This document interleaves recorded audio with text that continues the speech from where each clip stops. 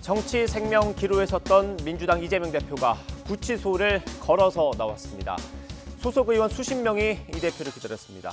새벽 4시에 가까운 시간에도 지지자들은 그 자리를 지켰고 환호로 맞이했습니다. 영장 심사를 들어갈 때와는 달리 이 대표는 직접 마이크를 잡았습니다. 사법부에 감사하다고 했고 이제 진짜 정치로 돌아가자고도 말했습니다. 역시 정치는 정치인들이 하는 것 같아도 국민이 하는 것입니다. 인권의 최후 보루라는 사실을 명징하게 증명해 주신 사법부에 깊은 감사의 말씀을 드립니다.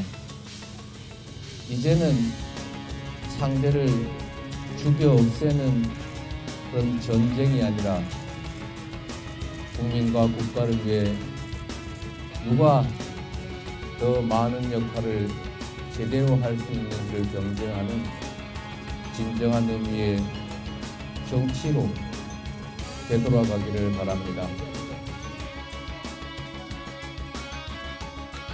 이 결과가 나오기까지 무려 17시간 가까이 걸렸습니다. 이재명 대표와 검찰이 직접 법정에서 다툰 시간은 무려 9시간 20분. 역대 두 번째로 긴 심사였습니다. 백현동 개발 관련 혐의를 다투는 데만 오전을 모두 할애했습니다.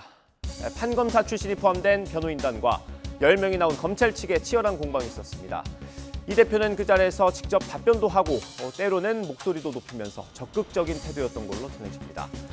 첨예한 창과 방패의 대결, 일단 법원은 방패 판정승을 선언했습니다. 법원은 이례적으로 혐의별로 어떤 게 소명이 되고 또 어떤 건 부족한지 자세한 입장을 냈습니다. 모두 900자에 가까운 기각 사유였습니다. 이 내용은 취재기자와 함께 자세히 짚어보겠습니다. 송재인 기자 연결돼 있습니다. 송재인 기자. 네, 서울중앙지방검찰청입니다. 네, 먼저 법원이 밝힌 기각 사유부터 하나하나 보겠습니다. 기본이 되는 혐의 소명 여부에 대해서도 각 사건별로 법원의 판단이 좀 달랐던 거죠? 네, 맞습니다. 먼저 백현동 개발비리 특혜 의혹의 경우 지금 그래픽으로 정리해놨는데요. 법원은 이 대표가 관여했다고 볼 만한 상당한 의심이 들긴 하지만 이를 입증할 직접적인 증거 자체는 부족하다고 판단했습니다. 대북 송금 의혹도 결론은 같았는데요. 이 대표가 검찰이 주장하는 범행을 인식하거나 공모나 관여했는지는 다툴 여지가 있다고 봤습니다. 정리하면 의심스러운 정황은 있지만 성남시나 경기도의 총책임자였던 이 대표의 관여를 입증할 만한 핵심 증거는 부족하다는 말로 풀이됩니다. 다만 법원은 이 대표의 위증교사 혐의는 소명되는 것으로 보인다고 밝혔는데요. 앞서 검찰은 심사 과정에서 이 대표가 지난 2018년 검사 사칭 사건 재판 당시 관계자에게 연락해서 이렇게 말해주면 도움이 되겠다고 말하는 녹취록을 화면 자료에 띄워서 직접 재판부에 제시했습니다. 네, 이번 영장 심사에서 가장 중요한 건 증거인멸 우려라는 분석이 많았습니다. 이 부분에 대해서 법원은 어떻게 판단했습니까? 네, 법원은 증거인멸 쟁점에 대해서도 사건별로 판단했습니다. 백현동 의혹과 위증교사 의혹은 현재까지 확보된 인적, 물적 자료에 비춰 인멸 우려가 있다고 보긴 어렵다고 결론 내렸습니다. 이미 검찰 수사가 상당히 진행돼서 자료가 충분히 확보된 만큼 이 대표가 증거인멸을 하려 해도 그러기 어려울 거란 뜻으로 풀이됩니다. 대북 송금 의혹은 검찰이 앞서 심사 과정에서 증거인멸 우려를 부각하는 데 특히 공을 들였던 부분입니다. 민주당 측이 이화영 전 경기도 평화부지사 진술 회유를 시도한 증거라면서 접견 당시 녹취록을 심사에서 직접 재생하기도 했습니다. 그래서인지 법원의 판단도 더 구체적이었습니다. 법원은 이 대표 주변인들이 이 전 부지사 진술에 부적절하게 개입했다고 의심할 만한 정황들은 있지만 여기에 이 대표가 직접 관여했는지 단정하긴 어렵다고 판단했습니다. 이 대표의 지시라는 점을 규명하기 위해선 녹취록에 포함됐다는 위에서 원한다는 발언보다 더 많은 증거가 필요하다는 취지로 풀이됩니다.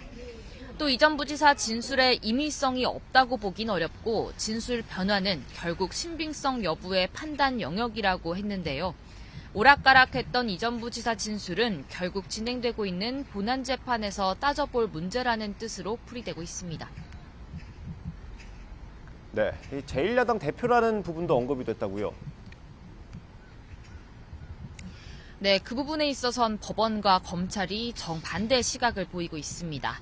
앞서 검찰은 수사 과정에서 파악한 이 대표 본인과 또 주변인들의 과거 증거인멸 시도 정황을 보면 현재 거대 야당의 수장으로 있는 이 대표가 사회적 영향력과 지위를 이용해서 이후에도 사건 관련자들을 압박할 가능성이 크다고 주장해 왔습니다.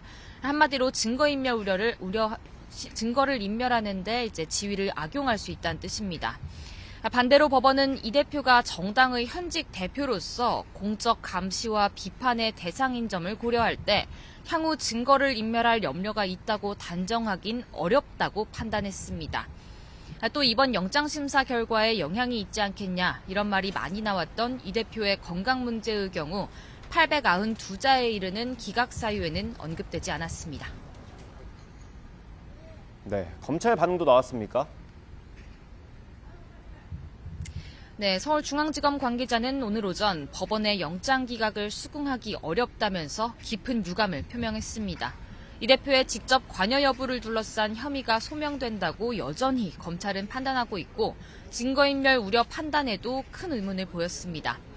특히 앞서 전해드린 이 대표의 정치적 지위와 관련해선 재판부가 사법의 영역에 정치적 고려가 있던 게 아닌가 하는 우려를 자아낸다고 말하기도 했습니다.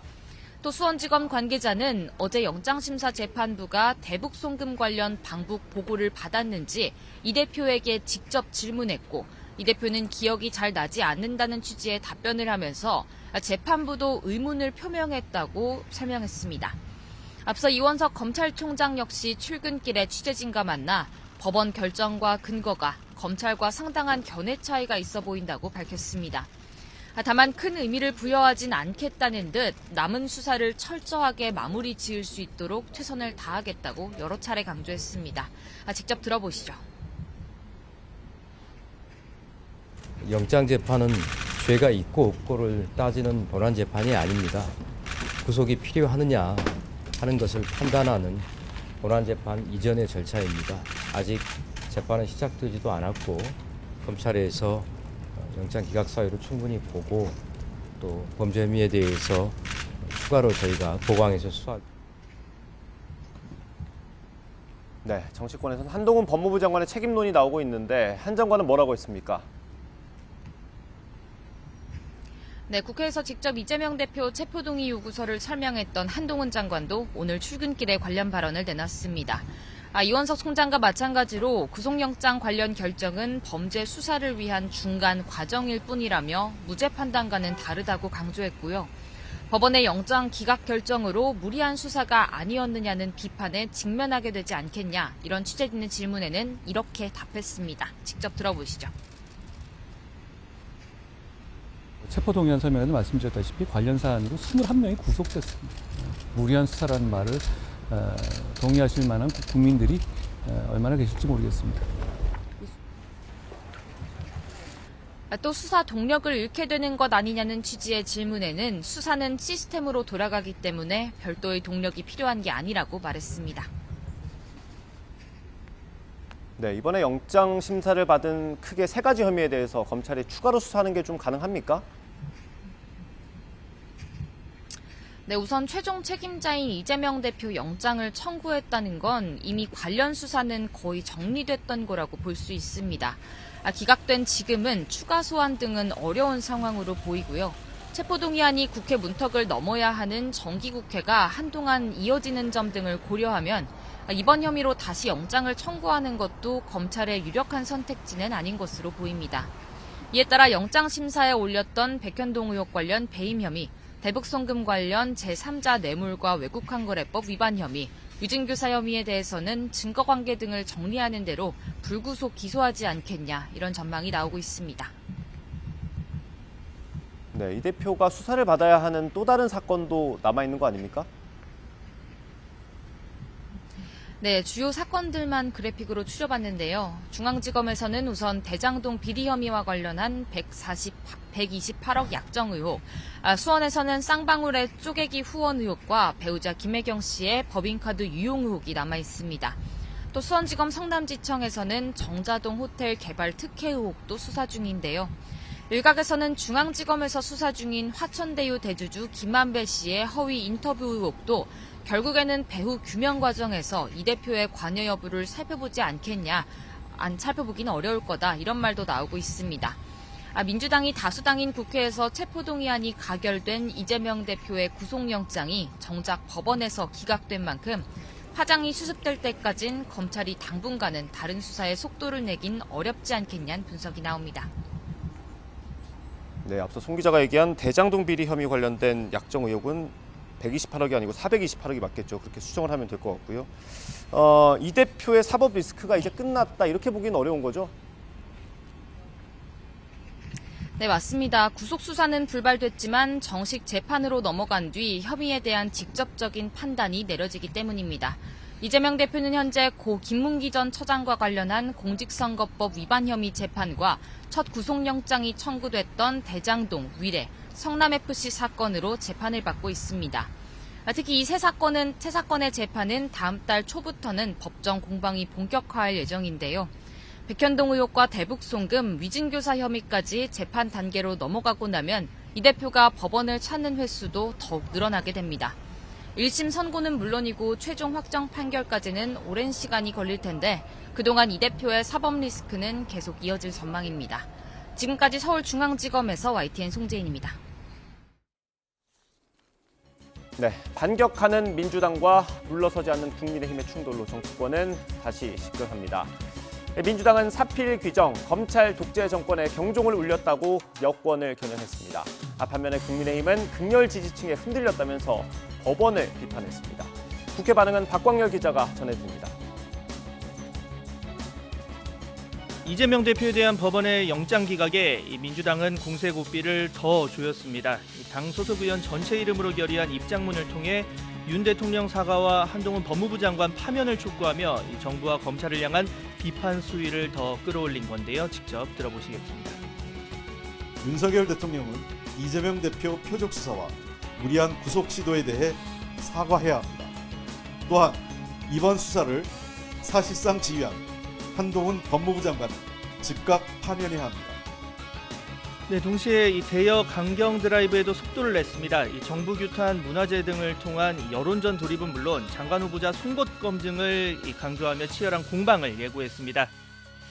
밤사이 전해진 이 제1야당 대표 구속영장 기각 소식에 국민의힘은 예정됐던 추석맞이 귀성인사 일정을 전격 취소하고 의원총회를 열어 대응책을 모색했습니다. 이 민주당의 이 대통령 사과와 한동훈 장관 파면 촉구에 대해서는 이 정치 공세라고 강하게 규탄했습니다. 이 영장 기각이 범죄 사실에 대한 면죄부는 아니라며 이재명 대표 사과와 이 대표직 사퇴 요구로 역공에 나섰습니다. 들어보시죠. 범죄 사실 소명 부분에 대한 이재명 대표의 사과와 당대표 사퇴를 요구하기로 했습니다. 그리고 배신자 색출, 법원 압박 등 반민주주의 또 반헌법적 행동에 대한 사과를 요구합니다. 나아가 법원이 이재명 대표 강성 지지층인 이른바 개딸에 굴복했다고 비판의 수위를 더 높였습니다. 증거인멸 염려가 차고 넘치는데 기각이라는 결론을 정해놓고 결정한 것처럼 앞뒤 논리가 맞지 않는다고 의문을 제기한 겁니다. 김명수 체제가 만든 편향적 사법부의 반국민적, 반역사적, 반헌법적 결정이라고 날을 세우기도 했습니다. 체포동의안 가결과 함께 분출된 당내 갈등, 이제 어디로 튈지 가늠하기가 어렵습니다. 일단 수습하고 하나로 뭉치자는 의견이 있기는 하지만 강경파 목소리가 여전합니다. 비명계도 할 얘기는 있는 것 같습니다.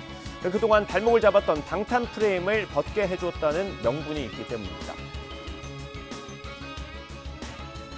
검찰과 한통속이 되어 이재명 대표의 구속을 열망했던 민주당 가결파 의원들도 참회하고 속죄해야 할 것입니다.